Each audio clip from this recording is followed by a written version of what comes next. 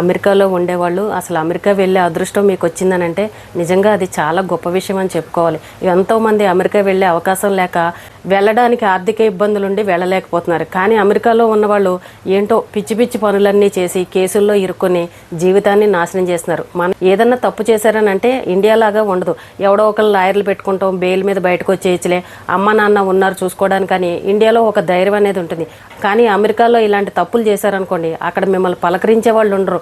లాయర్లకు అన్ని డబ్బులు ఇవ్వాలంటే అది అయ్యే పని కాదు. మీరు అక్కడ ఎలా ఉన్నారని తల్లిదండ్రులు బాధపడే పరిస్థితి. కాబట్టి విదేశాల్లో ఉన్న పిల్లలు చాలా జాగ్రత్తగా ఉండండి.